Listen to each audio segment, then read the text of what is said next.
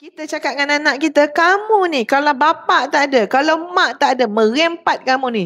Memang tak makan, tak minum, mati kamu ni. Ada tak anak yatim piatu hidup elok-elok je? Kita melaksanakan tugas, contoh kita ambil seorang ibu dan ayah. Melaksanakan amanah. Apa dia?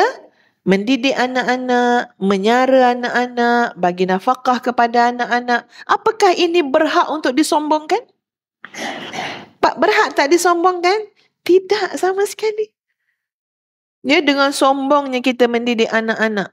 Mengatakan, kamu tu, ya, kalau tak ada mak bapak kamu ni, ini ayat-ayat ni, ayat-ayat yang kita kena perhalusi balik. Betul ke kalau anak tu yatim piatu dia tak boleh hidup? Betul tak? Kita cakap dengan anak kita, kamu ni kalau bapak tak ada, kalau mak tak ada, merempat kamu ni. Memang tak makan, tak minum, mati kamu ni. Betul ke ayat tu? Ada tak anak yatim piatu hidup elok-elok je? Hidup. Allah yang memberikan rezeki. Allah yang menjaga dan memelihara. Kita mak bapak hanya mengambil amanah. Tak ada kita pun, jangan risau. Ada banyak cara lain lagi. Allah akan jaga, Allah akan lindungi. Allah bagi kita amanah. Terima amanah tersebut sebagai apa? Ubudiyah kepada Allah Subhanahu Wa Taala. Dengan rasa kehambaan.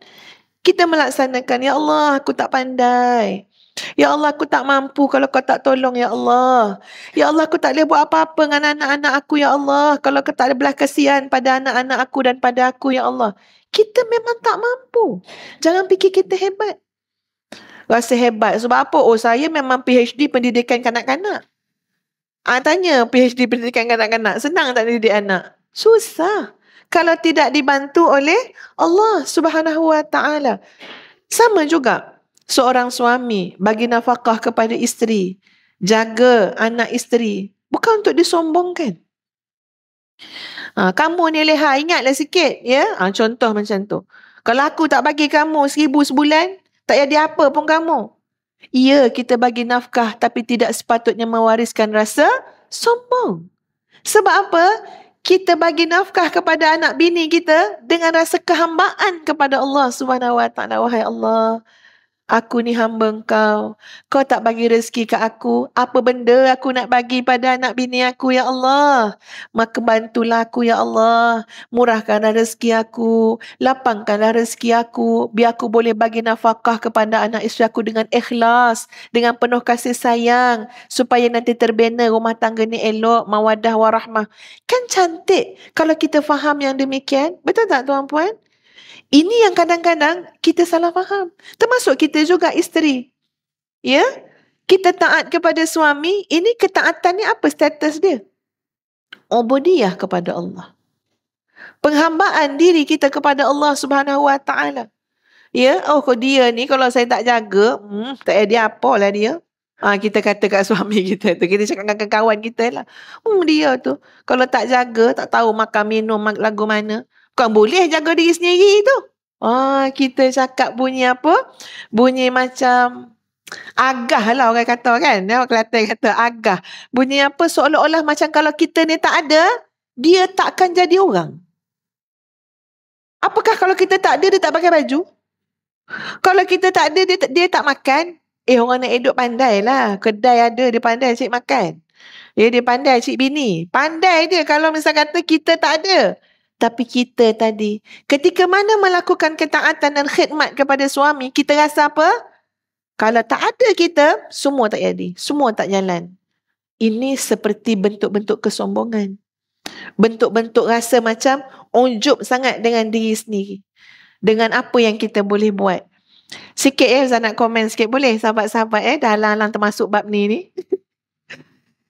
Kadang-kadang kan ada secara halus ya tuan-puan, kita isteri ni lah, kita perasan macam kita je yang boleh buat terbaik. Betul tak?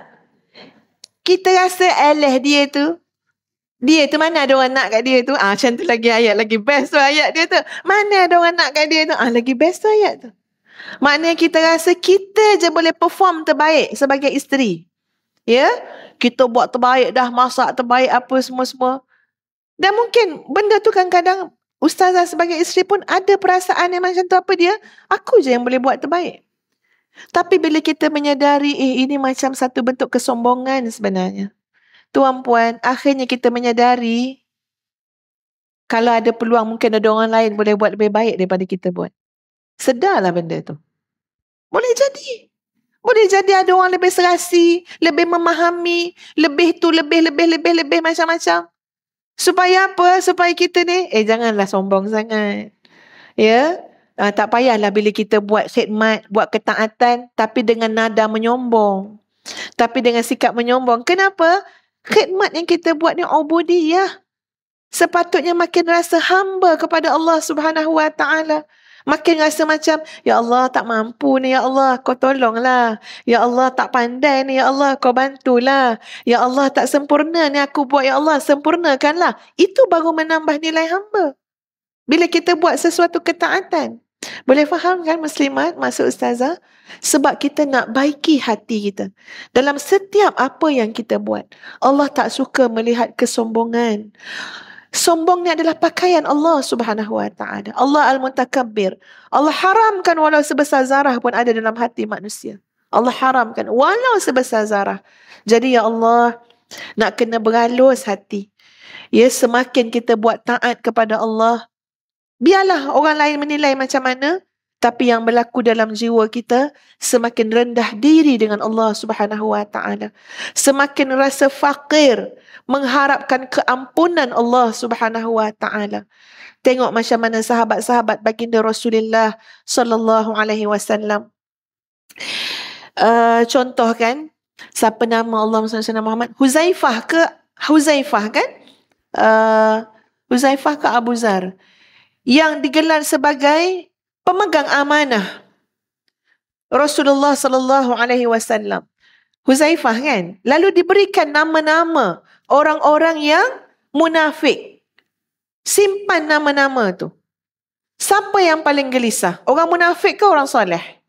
Orang soleh. Orang munafik, dia tak rasa nama dia kat situ. Tapi Saidina Abu Bakar As-Siddiq, Saidina Umar Al-Khattab dan sahabat-sahabat yang lain. Pendek kata bahasanya macam ni tuan-puan. Tidur tak lena. Makan tak lalu. Sebab apa? Memikirkan namanya ada dalam simpanan sahabat tadi yang diberi amanah menjaga senarai nama-nama orang munafik. Sebab mereka rasa nama mereka pasti ada di situ. Masya Allah. Itu sahabat kanan baginda Nabi SAW. Sayyidina Abu Bakar As-Siddiq. Macam mana boleh rasa nama ada kat situ? Sebab tidak besar diri. Sebab tawaduk. Sebab tak perasan hebat. Bahkan boleh terasa nama ada kat situ. Cuba hari ni ustazah pegang senarai nama. Ya, nama orang yang tak baik ke apa benda. Kita mungkin rasa tak ada nama aku kat situ. Aku orang baik-baik, apa ada nama kat situ. Kita cepat je mengecualikan nama kita kan, ya. Kita rasa kita selamat memanjang. Belum tahu lagi. Tapi kalau kita tawaduk, kita rendah diri, kita rasa boleh jadi nama aku ada kat situ. Boleh jadi yang aku buat ni pun tak cantik pun yang aku buat ni. Kalau Allah tak terima, tak ke mana-mana pun nilai aku di sisi Allah Subhanahu Wa Taala. Masya Allah tuan-puan. Inilah tujuan ibadah. Inilah tujuan amalan untuk menambah rasa kehambaan kepada Allah Subhanahu Wa Taala. Habis tu nak buat apa? Buat amal, makin sombong. Nak buat apa? Buat amal, tapi makin kagum kepada diri sendiri. Sifat-sifat itu menafikan kehambaan kepada Allah. Jadi, maka disebut sebagai satu sindiran.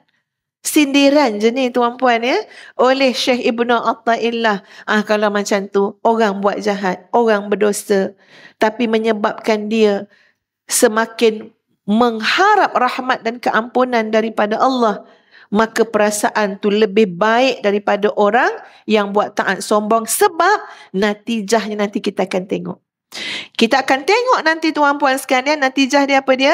Orang yang kaki maksiat tadi akan jadi kaki ibadah. Orang yang buat maksiat tadi akan jadi hamba yang saleh di sisi Allah Subhanahu Wa Taala, sedangkan orang yang tadi kononnya berbuat taat tapi melahir dan menumbuhkan kesombongan, akhirnya semakin jauh daripada Allah Subhanahu Wa Taala. Kata-kata hikmah ini bukan memuji maksiat.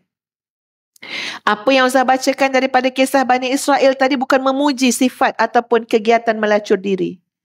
itu adalah maksiat yang sangat besar. Tetapi nak menggambarkan bahawa dosa-dosa batin juga besar. Dosa batin juga besar. Kamu sombong dengan Allah, itu sangat besar dosa dia. Ya, kamu ujub, kagum dengan diri sendiri, itu sangat besar dosa dia. Maka ia jadi satu peringatan kepada kita, seperti mana kita benci dengan dosa-dosa zahir ataupun dosa-dosa maksiat yang kita tahu, yang kita faham sangat, macam melacur diri dan sebagainya. Maka jangan lupa untuk melihat kesombongan juga sebagai maksiat yang besar, ujub juga sebagai maksiat yang besar, dosa yang besar.